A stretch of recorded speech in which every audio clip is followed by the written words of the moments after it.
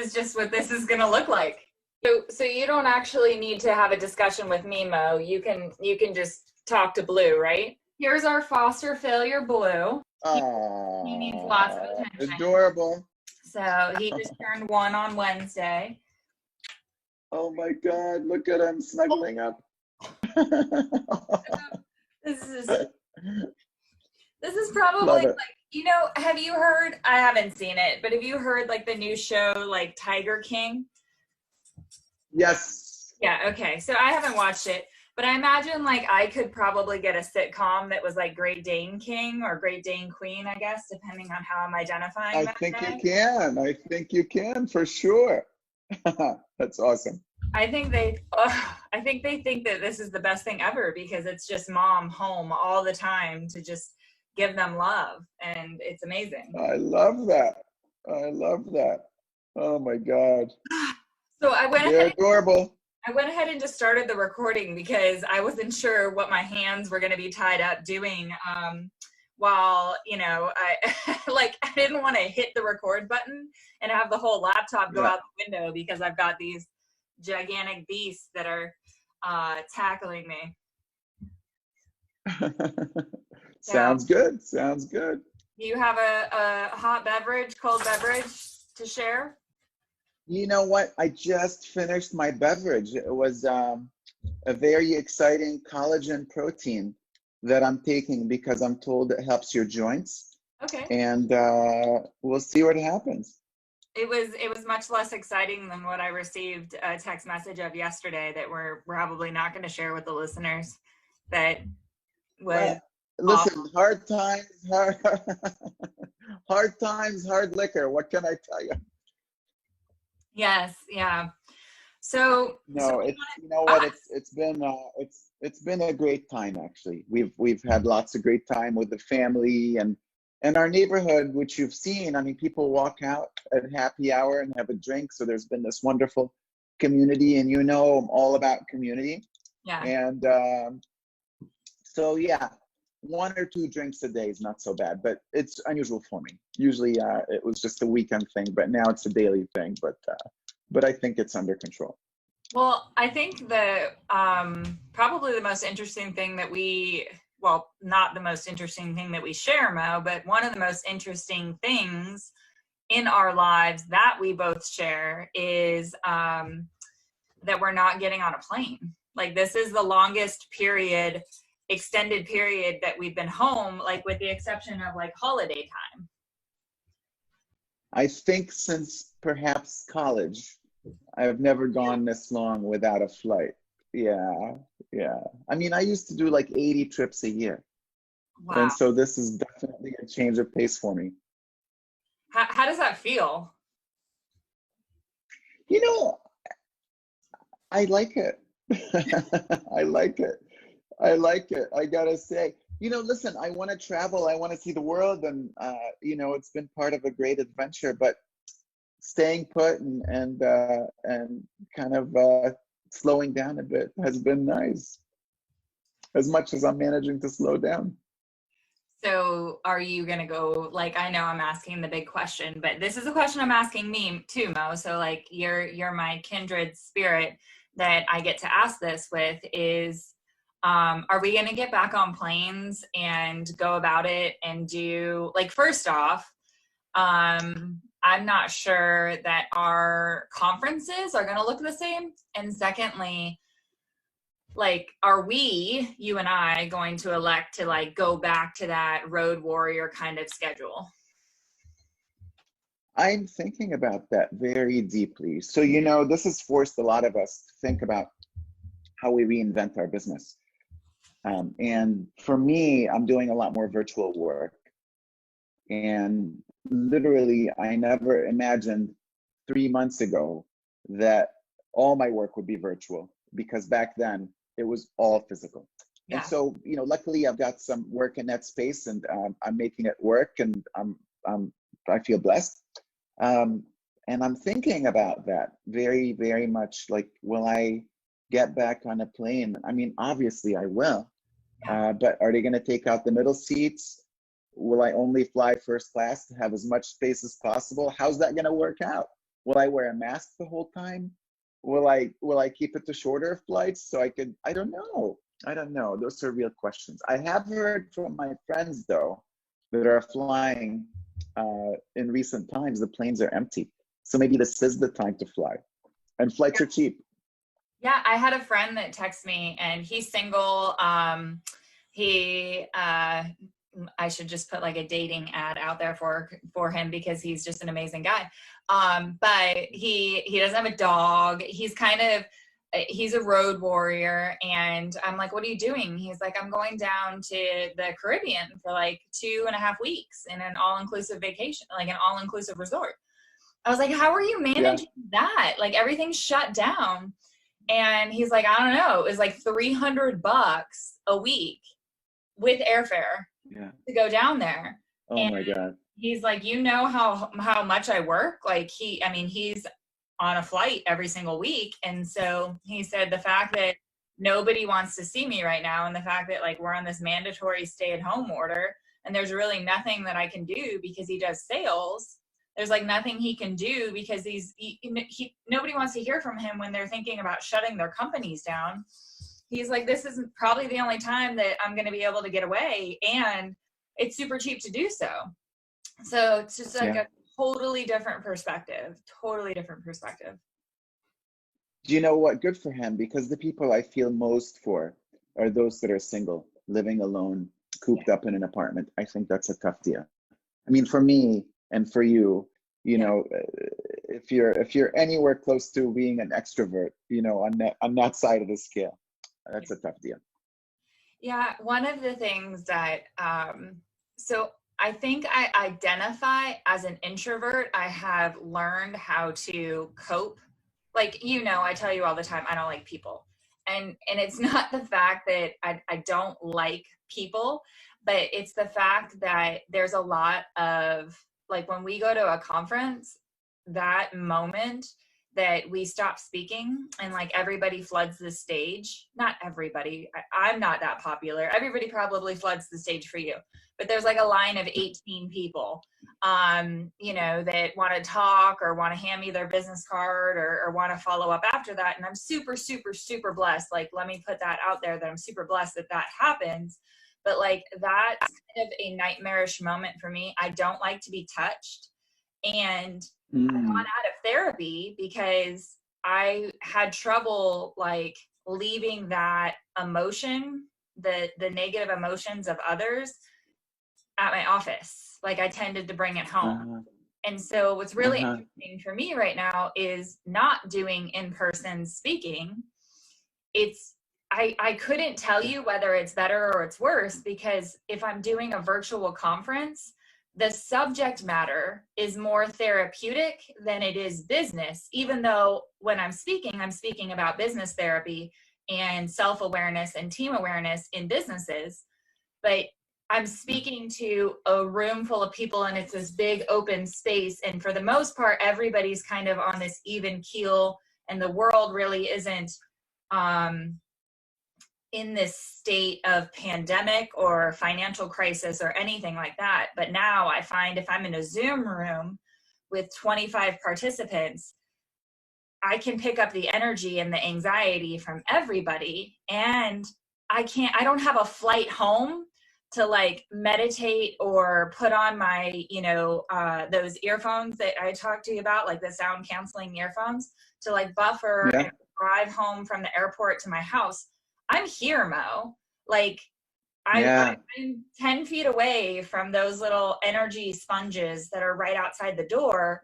And so that's been really interesting as I'm thinking about this of like right now, I don't think that it's ever been more needed and more important to do the business therapy work that I do.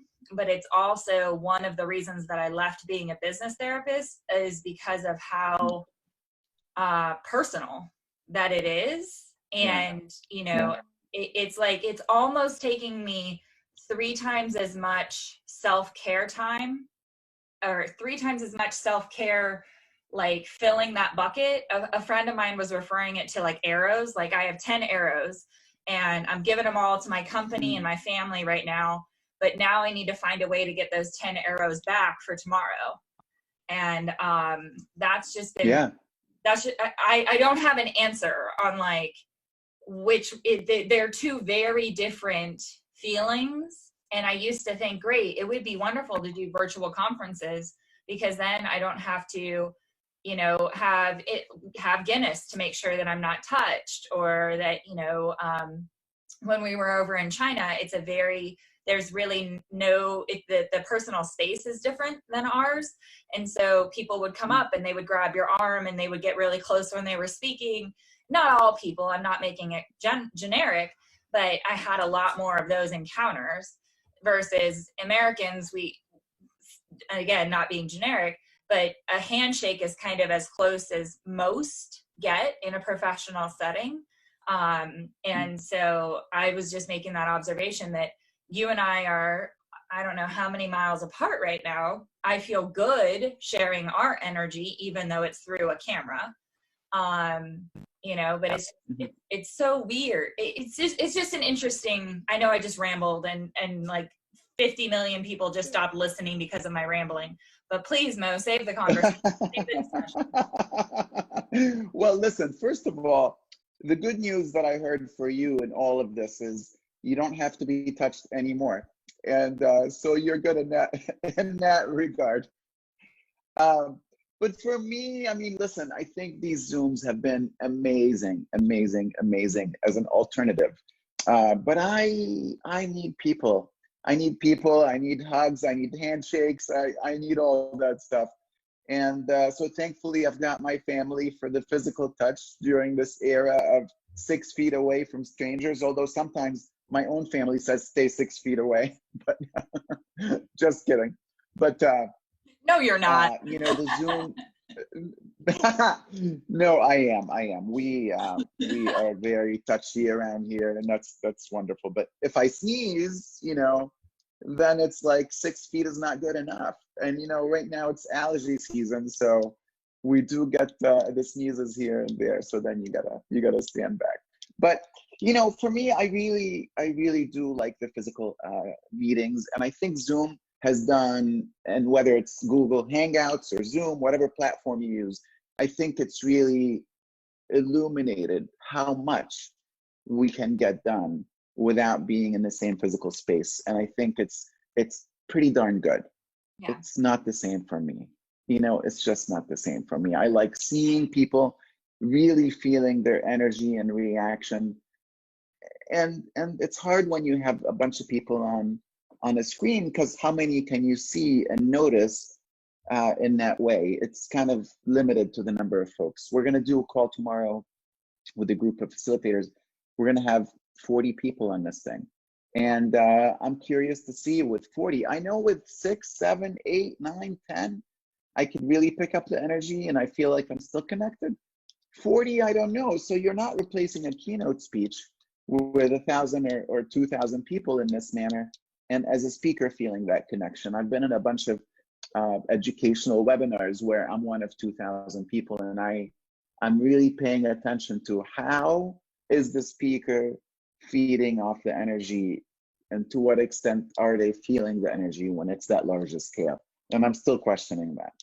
Yeah, I like, I've been really enjoying being a panelist virtually. Because I feel like I can share, I can choose where to share my energy. I'm sharing it with the panelists because it's like a discussion. I think that's one of the reasons we decided to do discussions instead of like an interview type format. Or sometimes I get that feeling from like a question and answer session where they'll unmute somebody and then I get that more intimate reaction. Whereas sometimes in our conferences in the question and answer session, you know, there's that like tiny little crickets when they say like, does anybody have a question? And like, no one wants to pick up the microphone until it gets rolling. And then the person's asking the question and knowing that there's 1,000 other people, to your point, staring at them while they're asking this question. So it doesn't feel as intimate. So that's just been interesting to notice. And you know, I don't have a crystal ball, so I know that we're going to get back on planes. I know that we're going to go back to conferences. But for you or I, it's great that you are sharing an awareness of how we're going to make intentional choices to get back involved and what that's going to look like and what we're going to bring to it. And then also from the stage, being able to just take a deep breath and share an awareness and say, can we just be thankful or acknowledge the fact that it is a true blessing that we can share this space together as humans? Because how many conferences have we been to where people are texting, or it's like they spend more time instead of in the breakout sessions, like at the hotel bar, like connecting with friends. And I'm not judging either way, but they're not getting the content because it's just the trip away to be able to interact. And it's such a gift to be able to share that space and share that message and be able to be interactive in that way. So I think you've hit on so many amazing points. And one of the key things that I'm picking up on these Zoom calls, including this one, is the interactivity is key. And so the one that I saw that I thought the speaker was not getting the energy from the group, there wasn't a conversation. The speaker was just speaking, but you know, again, you got a couple hundred people or 1,000 people on this call, and they're not getting the reaction from the audience. And I think that's where it falls flat. So I totally agree. Having a panel, you know, having a conversation, and that just really humanizes it and makes it so you're actually, you know, reacting to something versus just, you know, speaking to yourself. So the last thing that the other thing you said that's wait, go ahead. Go ahead. I was going to say the other thing that you talked about a little bit ago was that decompression time, and putting the noise canceling headphones in, or being in the car and just really being able to take that time off.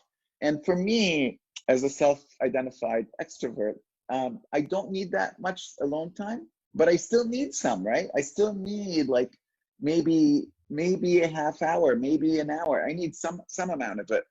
And so I'm just thinking about what you said, and, you know, walking out the door and having the energy sponges there. And I'm thinking, oh my God, you're not even getting 2 minutes.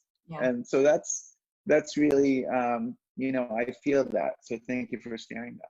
Yeah, a friend of mine sent me, so you know, well, you do national work, and then we have a couple clients in Italy, and then a couple clients, well, we just have a couple clients in Europe, and then I connect with a team that has a team in Australia. So when you and I were just on the phone, we were talking about this phenomenon of almost seeing this in waves kind of impacting, where it's like a tsunami's coming, and like half the world's like, yeah, we're not going to get wet, and the other half of the world is like underwater. And so for being able to like have the conversations with like individuals in California that like are starting to experience this, a friend of mine who's out there, he's like, hey, I know how sensitive you are to energy, and he's somebody that I've known since I've been a counselor or a therapist. And so he said, pick up this book, and I'll tell everybody, it's called like the Empath Survival Guide. And whether you're introverted, whether you're extroverted, if you're sensitive to people's energy, and those of us in the speaking world normally are a little bit sensitive to people's energy, because it's what makes us good speakers, is because we can feel the energy of the room. And so I've read it, and it's been really interesting, not in an awareness of my, if we call it an empathic ability, but in my awareness of how to care for that ability and care for that sensitivity. And I've actually read parts of it to my oldest daughter, because my oldest daughter, who is not in school, not connecting with her friends, and she has all of this energy that she really doesn't know what to do with. And she's a very sensitive human being. So I just share that because I think whether you're introverted or whether you're extroverted, if you are a sensitive human being in the aspect that you can sometimes feel what other people are feeling, or like even you and I talked about the difference of if we like eat a bag of Cheetos versus like eat a home cooked meal with fresh produce and fresh items that were picked and sourced with love, like there's a difference in how we feel afterwards, which the book was calling that like a food empathy.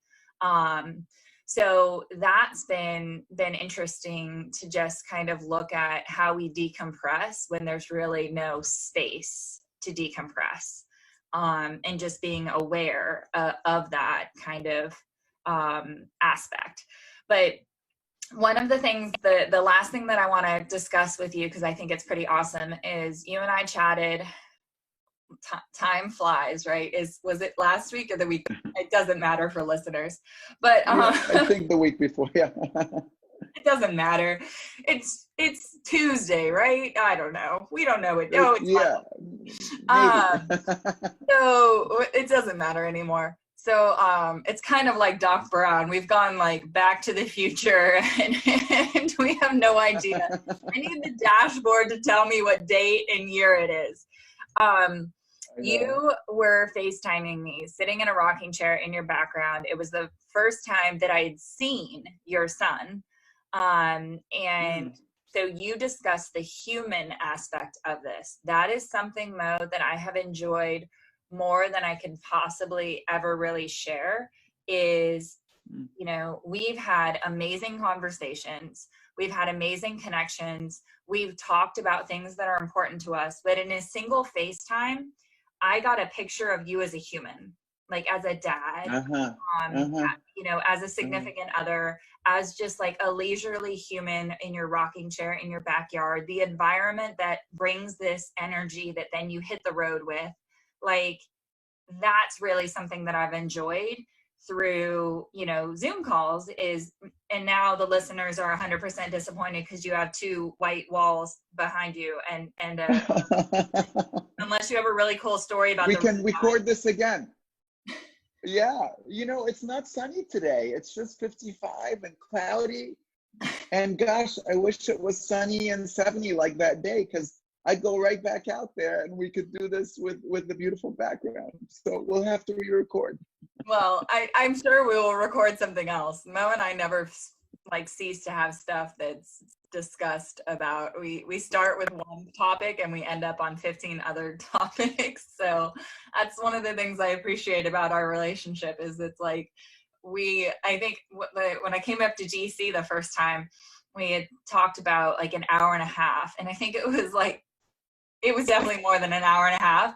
And I'm like, okay, if I don't hit the road, I'm going to end up giving an apartment in DC because I'm never going to make it home. So, but yeah, I just appreciate, I don't know about on your Zoom calls, if people are like intentionally trying to make that professional background. You can see my kid's bookcase behind, but this is our guest bedroom. And so from like this angle, I have like these, you know, shiny lights, and then I have the starfish that you can see right here. And then I put a bunch of like, encouraging testimonial type cards that I've been getting from people. And then right outside is that my front yard. I don't know if I turn the computer, if you guys can see it. But like, oh, lovely. Yeah, and there's birds and there's all that kind of stuff. So I think for me, it's cool to be able to share that with you, because that's a part of me that, and for our listeners and for people that see me on stage, you know, I'm a human. I'm a human with a yard that I've got to mow. Actually, I have a huge yard because we live on acreage, so it's a lot of mowing. You know, but this is me sitting in my guest bedroom, surrounded by things that make me human. You know what? I love that. And I think that's really a good point. I think one of the things that we take for granted when we do the Zooms is the need to feel professional and to just have this clip of here to here.